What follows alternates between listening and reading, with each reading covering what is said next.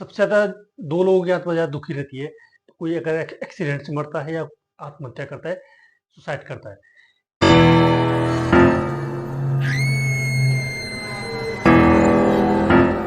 ऐसे लोग क्या करते हैं कि अपनी ज़िंदगी में तो दुखी रहते ही रहती है, दूसरे लोगों को भी दुखी करके चलते हैं।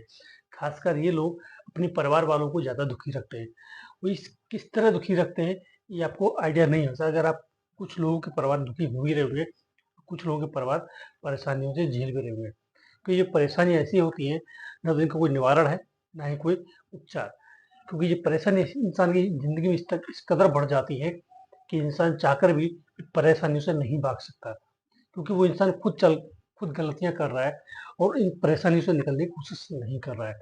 मैं आपको ये चीज़ इसलिए बता रहा हूँ क्योंकि इंडिया के अंदर क्या वर्ल्ड के अंदर ऐसे कितने घर हैं जो परेशान हैं और हॉन्टेड होते हुए भी उनको नहीं पता कि उनके घर हॉन्टेड है। क्योंकि ऐसे घर में तकलीफ़ें, परेशानियाँ इस कदर बढ़ जाती हैं कि इंसान को पता ही नहीं चलता कि उसकी ज़िंदगी में क्या चल रहा है। वो इंसान अपनी ज़िंदगी में झाँक कर नहीं देख सकता कि मेरी ज़िंदगी में क्या चल रहा है। वो परेशानी में इतना उलझ जाता है, उसकी जो ज़िंदगी के सोचने के जो पल हैं, खत्म हो जाते हैं, बात करने के पल हैं, खत्म हो जाते हैं। वो इंसान सुबह से आता है, शाम को जाता है और अकेला टेंशन में, फ्रस्ट्रेशन में रहता है। अब सुनिए, अगर किसी के घर से अगर कोई इंसान एक्सीडेंट से मर गया, ठीक है? तो ऐसा इंसान इतना विकराल रूप लेता है बहुत ज़्यादा और ये लोग भटकते हैं लोग, क्योंकि ये खुद की ज़िंदगी में भी परेशान थे, जब जिंदे थे तब भी परेशान थे या परेशान भी नहीं थे, तो भी ये लोग भटकते हैं, वो परेशान रहते हैं। क्योंकि इन लोगों की अभी आयु पूरी नहीं है, उससे पहले ये लोग मर चुके हैं। तो ऐसे लोग खासकर अपने घर में जाते हैं क्योंकि इनके पास कोई रहने के लिए कोई बसेरा नहीं है, कोई घर नहीं है। तो ऐसे लोगों की जो आत्मा है, कोई खुद के घर को पहले खुद का रहने का ठिकाना बनाते हैं।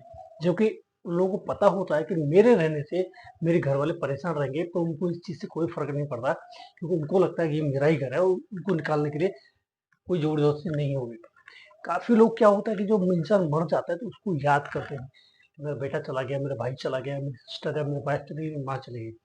तो ऐसी कंडीशन में आत्मा को लगता है कि ये लोग मुझे चाहते हैं और ये लोग मुझे प्यार करते हैं। तो उसी प्यार तो हम करते हैं, हम हर किसी से प्यार करते हैं। प्यार करने का मतलब ये नहीं होता कि एनी टाइम हर समय उस इंसान को याद किया जाए जो मर गया, ठीक है? तो ऐसी कंडीशन में आत्मा सोचती है कि ये मुझे चाहता है, ये मुझे प्यार करता है, तो उस कंडीशन में वो आत्मा वहीं रहने लगती है और आपके साथ-साथ पैरानॉर्मल एक्टिविटीज़ भी करती रहती है, पैरानॉर्मल एक्टिविटीज़ भी करती रहती है, जिसका हमें आइडिया नहीं होता। वो इस तरह पैरानॉर्मल एक्टिविटीज़ करती है आपकी ज़िंदगी में कि आपके धीरे-धीरे जो चीज़ें हैं ना, बिगड़ना चालू हो जाता है। तो शायद आपको लगता है कि ऐसी कंडीशन से शायद मेरा समय ऐसा चल रहा है, जो मैं नहीं समझ पा रहा हूँ। जैसे कि आपका किसी में घर में आपके घर में किसी की तबीयत खराब हो गई और क्या काम बंद हो गया या आपका बिज़नेस लॉस चला गया और आपको लगता है कि जब से वो इंसान गया है मेरी ज़िंदगी से, शायद मेरा गुड लक चला गया है, ये शायद मेरा बैड लक है। ऐसा नहीं होता है, क्योंकि ऐसा जभी हो रहा है कि वो इंसान तो आपकी ज़िंदगी में पहले भी था और वो भी नहीं है। तो काम तो पहले भी कर रहे थे ना, काम तो पहले भी कर रहे थे आप। तो ऐसी कंडीशन में जब वो चला गया और न जाने से कोई फ़र्क नहीं पड़ता क्योंकि आपका नाम और काम तो वहीं के वहीं बराबर है ना। तो क्या होता है, वो इंसान की प्रेज़ेंस आपके साथ-साथ चल रही है। जहाँ आप जाते हैं, वर्कशॉप पे जाते हैं तो वो भी आपके साथ जाता है, घर पे आते हैं तो वो भी आपके साथ घर पे आता है। क्योंकि स्पिरिट को क्या चाहिए, कुछ माहौल क्रिएट करने की जैसे। उसको स्पिरिट को कभी ऐसी शांति प्रिय जगह पसंद नहीं आती है। स्पिरिट को खुशी लोग नहीं पसंद आते। स्पिरिट को लगता है मैं दुखी हूँ तो ये लोग भी दुखी रहने चाहिए। आत्मा को लगता है जैसे कि ये लोग परेशान अपनी ज़िंदगी में नहीं है, तो परेशान मैं कैसे करूँ? तो उस हिसाब से आपके घर में किसी को बीमार करेगी, वो कंटिन्यू बीमार करती जाएगी। कभी किसी के सिर में दर्द, कभी बुखार, कभी पीलिया, कभी टाइफाइड, ये तो होता ही है। और इसके अलावा और भी कुछ बीमारियाँ निकलती हैं। तो शरीर हर समय किसी-किसी इंसान का वो शरीर बीमारियाँ निकालता ही रहता है, निकालता ही रहता है। इंसान सोचता है कि इससे पहले भी सब कुछ ठीक था, पर अभी मेरी बॉडी के अंदर ऐसा क्या हुआ, जो हर बीमारी निकलती आ रही है और इसका कोई इलाज नहीं है और डॉक्टर का हम लोग बार-बार ट्रीटमेंट ले रहे हैं, सब कुछ कर रहे हैं, फिट है, फिर भी कुछ-कुछ बीमारी चल रही है किसी न किसी के शरीर में। या कोई किसी इंसान के ज़्यादा मतलब माइंड प्रॉब्लम होगी, वो सब कुछ भूलने लगता है और रोने लगता है, डर लगता है किसी को कि ऐसी कंडीशन में क्या होता है, कोई जो तो स्पिरिट है ना, वो खुद को दिखाना चाहती है कि मैं भी आपके साथ रहती हूँ। तो ऐसी कंडीशन में वो चीज़ें भूल जाते हैं। ऐसे में हम अपनी ज़िंदगी के आगे बारे में सोचते हैं क्योंकि यार हम तो पहले से थे, अब ये सब सिचुएशन क्यों है? हम किसी पंडित के पास जाएँगे, पंडित आपको बताएगा कि पंडित को चीज़ें पता नहीं है आपके घर में क्या चल रहा है। ऐसे में अगर आपके साथ ऐसा कुछ हो रहा है, अगर आपके घर से कोई इंसान चला गया है, जो नहीं मरना चाहिए था, आपके हिसाब से वो नहीं मरना चाहिए था, वो ऐसी कंडीशन में वो इंसान मरा है, तो आपको सोचना पड़ेगा अपनी लाइफ में, क्योंकि ये कब से आपकी ज़िंदगी में हो रहा है, ठीक है? तो ऐसी सिचुएशन में आप कितने भी परेशान क्यों ना हो, पर थोड़ी देर बैठिए और एक माइंड लगाइए वो इंसान ये चीज़ें कब से आपकी ज़िंदगी में एक्टिविटीज़ हो रही है। क्योंकि दुखी जो इंसान होता है, वो बहुत ज़्यादा परेशान होता है, उसको सोचने का तरीका नहीं होता, ठीक है?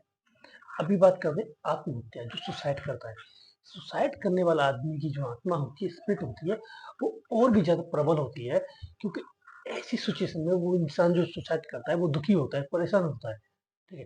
तो वो आत्मा खुद तो दुखी है और दूसरे को भी दुखी करना चाहती है क्योंकि मरने के बाद भी आत्मा को मुक्ति नहीं मिलती कि उसको मुक्ति जब तक नहीं मिलेगी, जब तक उसकी पूरी एज नहीं हो जाएगी, पूरी उसकी उम्र नहीं हो जाएगी। क्योंकि गरुड़ पुराण के हिसाब से किसी इंसान को मरने का हक नहीं है, क्योंकि उसको पूरी अपनी आयु जीनी है, उसको अपने कर्मों का फल भोगना है। इसलिए भगवान हर इंसान को जन्म देते हैं इस पृथ्वी पर। तो अगर इंसान उनके आदेश को अवहेलना करके खुद को सुसाइड कर ले, खुद की खत्म कर ले, तो उसको और ज़्यादा तकलीफ होती है इस तरह। तो वो इंसान को खुद तो तकलीफ हो रही है, वो चाहता है कि वो दूसरों को भी तकलीफ करके चले, क्योंकि आपके घर में नेगेटिव एनर्जी फैला देना, नेगेटिव एनर्जी मतलब डरा के रखना, बच्चों को बीमार करना, कि जॉब नहीं होना, आपकी लाइफ में सब कुछ अस्त-व्यस्त हो जाना, सब कुछ बिखर जाना, घर में पारिवारिक में झगड़े होना और आपका माइंड नहीं काम करना और आपके मन में हमेशा चिड़चिड़ापन रहना, लोगों को लगता है कि मारो पीटो, लोगों से झगड़ा करने का मन करता है, कोई आपसे कुछ कहता है तो आपको उस पे गुस्सा आता है उसकी बातों पे, ठीक है? क्योंकि ये चीज़ें ना मैं पढ़ता हूँ, मैं चीज़ें सोचता हूँ, वो चीज़ें मैं लोगों के घर में जाके देखी है। क्योंकि मैं जब एक्टिविटीज़ पे जब काम करता हूँ तो मुझे पता है कि एक्टिविटीज़ किस तरह काम कर रही है। पैरानॉर्मल चीज़ जो होती है वो इसको पहचानने का तरीका होता है। क्योंकि सोचिए, अगर आपके घर में सपोज़ सन्नाटा है, ठीक है? आप रात के समय अपने घर में खड़े हो जाइए। अगर आपको 5 मिनट तक लगे कि आपके घर में सब कुछ नॉर्मल है, तो नॉर्मल है। तो 5 मिनट के अंदर अगर आपको लगे कि कोई आपको घूर रहा है, आप अकेले खड़े हैं और उस कमरे में कोई नहीं है, आपके बीच घर में कोई भी नहीं है और आपको लगे कोई घूर रहा है आपको, तो सोचिए कुछ पैरानॉर्मल एक्टिविटीज़ है। या आप अपने घर में अकेले खड़े हैं और आपको लगे कि कहीं से आवाज़ आ रही है, ठीक है? जैसे आपको तेज़ घड़ी की आवाज़ सुनाई देना, जैसे कि पानी की बूंदों की आवाज़ सुनाई देना, ठीक है?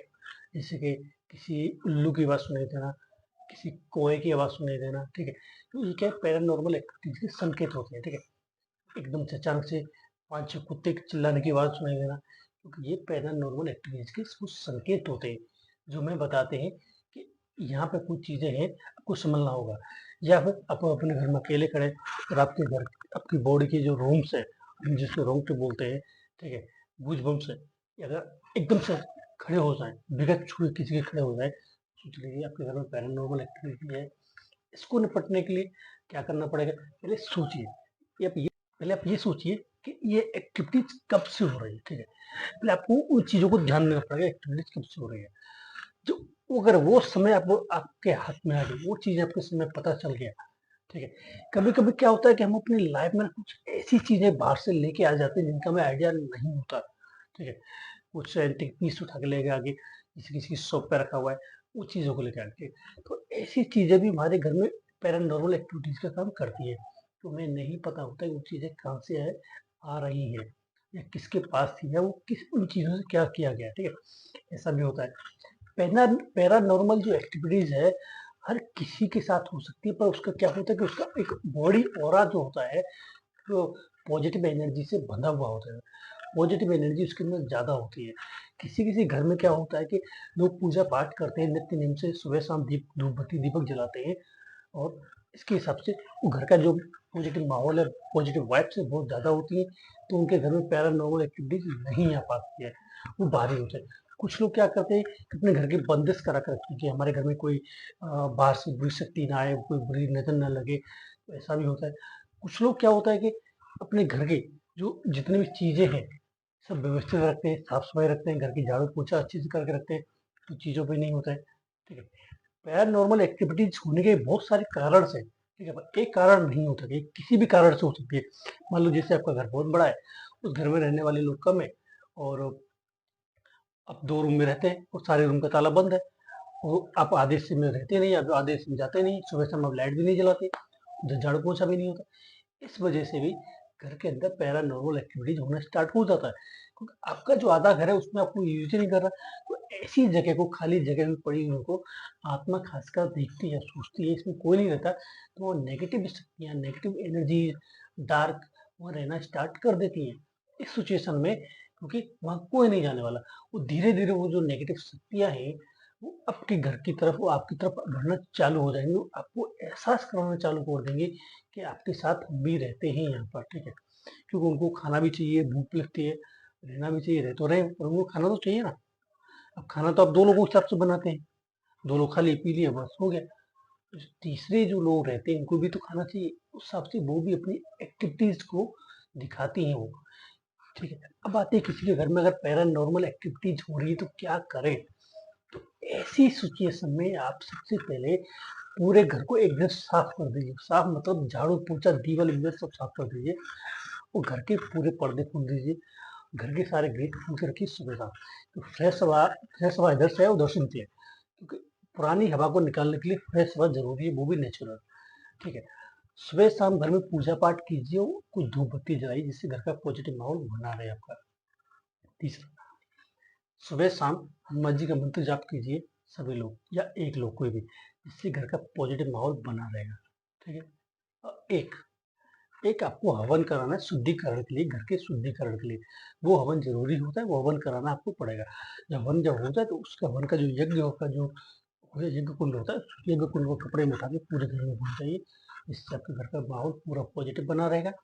बुरी शक्तियाँ होंगी तो वहाँ से भागना स्टार्ट हो जाएँगे। तो घर का आपका शुद्धिकरण हो चुका है। घर का शुद्धिकरण कराना ज़रूरी है, समय-समय पे कराना ज़रूरी है। मैं तो कहता हूँ हर महीने शुद्धिकरण कराएँ। किसी का कोई पता नहीं होता है, कौन आपके घर में छुप के बैठ जाए चोरों की तरह। चोर की तरह छुप के बैठने लगता है तो वो धीरे-धीरे अपनी प्रेज़ेंस ही फ़ील कराता रहता है। तभी तो कहते हैं हर महीने सत्यनारायण भगवान की पूजा कराओ, जिससे आपके घर का भला हो और आपका भी भला हो। बुरे कर्म भी खत्म होंगे और घर की बुरी शक्तियाँ भी खत्म होंगी। ठीक है दोस्तों, ये रास्ता आपको बता दिया। इससे ज़्यादा आपको और क्या चाहिए मुझे कमेंट कर सकते हैं। मैं इसके लिए आपको वीडियो बना दूँगा अच्छी।